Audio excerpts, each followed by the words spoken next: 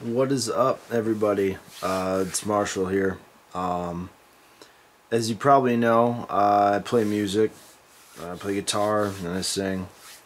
And a lot of the reason that I even got into that in the first place was because I was basically grown into it. Um, as you know, because you're watching this, Corey and I are best friends who write music together in a little project we call Corey and Marshall. Pretty simple. Now, I have a few things to say about it. And yeah. Okay. How did Corey and Marshall begin? Well, basically, him and I have always played music together, and his dad, Jerry, and my dad have been in several bands together, but one in particular called Stunt Coyote, which was together for about, I want to say, I could be wrong, 15 years on and off. And I think a lot of what started us getting into music just directly stems from that. But really how we started playing is Corey had always, he got a guitar from his dad and just really, really wanted to start playing. And I had been playing because my dad played guitar in the band. And so what happened is he slowly learned. He became really good, and he's really good at singing. So him and I just started goofing around one time when I lived at my grandma's house, and we wrote this song about hillbillies from my town, Harbor Springs, called The Red Book. Now, that had kind of just been an idea we'd had, and it kind of just sat around for years. And then he came back from his first semester at college up at NMU with a MacBook. And he had shown me and sent me through the mail songs he had been writing, and he goes, "Hey man, we should record The Red Book as something fun to do." So we did that, and then all of a sudden we're like, hey, like a bunch of these 90s covers we should do, because him and I are 90s kids at heart. And so we made a whole album of 90s tunes, and that was really fun. And then all of a sudden it turned into, hey, let's do another album with 90s songs in it. And then it had like two more originals. Our song that was next after The Red Book, which is called The Blue Journal, and then another song after that called The Yellow Planner. Basically just joke songs up until Yellow Planner. Yellow Planner was our first actual take on kind of a serious song, and we really liked how it turned out. And then basically I met a band called The Arbiter through a band I was in called The Dissension, and I became really good friends with them.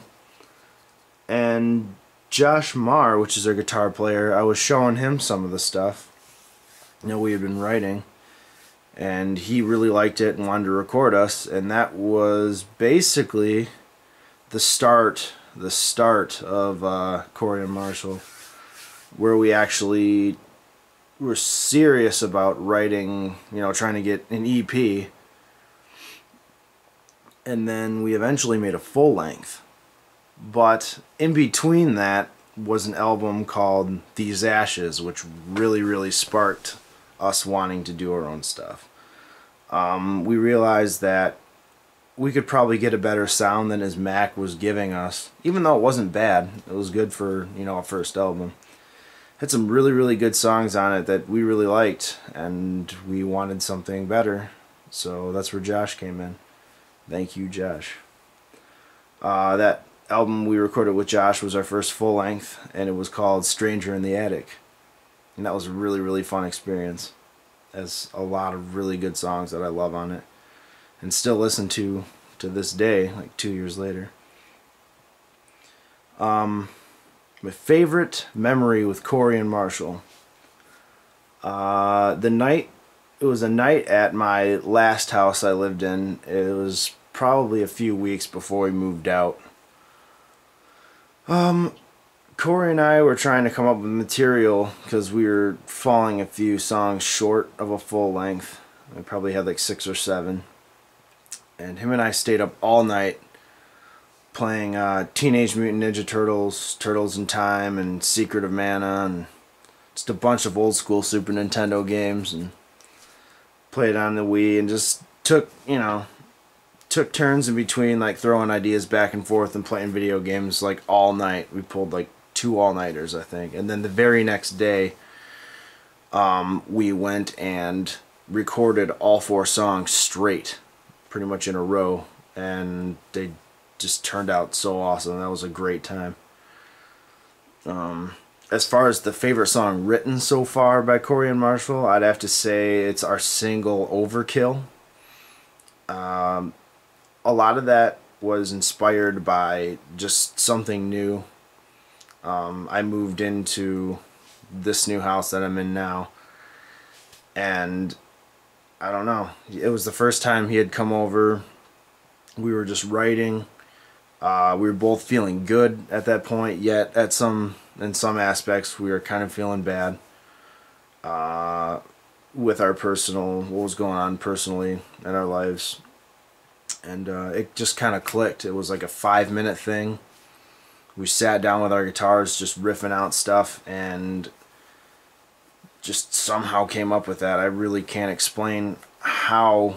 I don't know. I don't even remember writing it really. It was that intense, but yeah, it's pretty amazing. I love that song.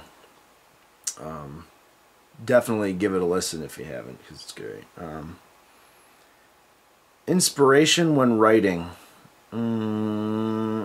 Basically childhood. Him and I have grown up pretty much together since we were 2 months old, with our dads being in the band and everything. That really helped. I don't know, it's just like when I was younger and him and I would hang out and our dads would be having band practice. We're like, we should do that someday because that's awesome.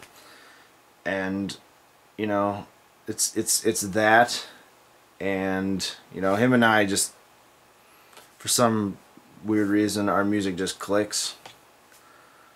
I guess it's not really weird because we've been playing music together for quite a while, but we just know how each other's writing styles work, so that really helps. And I mean, he's been my best friend since we're like 2 months old, so yeah. And other things that are kind of have made inspiring songs are literally just what's going on in our life. Breakups, new relationships, things with the family, anything like that. Even sometimes just we'll sit down and be like, hey, what's a generic problem that's relatable to not just us but everybody? And sometimes those end up being the best ones, the ones that are just like, let's just write a sappy song. So bickering when writing, that rarely ever happens, if even happened at all. I don't think that's ever happened.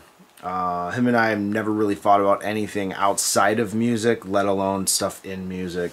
So I don't know. We understand that there's a genuine respect in sharing each other's songs with each other, and we know how much thought process and work goes into writing a song. So I don't know. We never tend to really bicker at each other. It's more like, that's a cool riff. How can we make that fit into the song, or how can we somehow change that to make it fit better? And a lot of the times it's not so much yelling as it is compromising. And most of the time we don't even have to compromise, because the stuff we show each other we both really like. So and typically our writing styles are almost similar, so it's really easy to just be like, how about this? And then the other person be like, that's perfect. So, genre of our music.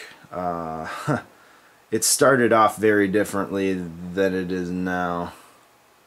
Yeah, it was very different then than it is now. It used to be like an auto-tuned pop acoustic feel, because we used to do covers and used to throw the old auto-tune on it just to make it sound legit. It was basically started off as a joke about pop music, which ended up kind of turning into something cool that we liked. But really, nowadays our sound is very melodic. We use a lot of vocal work to, I don't know, up the feels, I guess you could say. I don't know. It's kind of hard to explain, but we try to make the vocals as much as an instrument as the guitars themselves. So sometimes the song's vocals alone will speak for itself.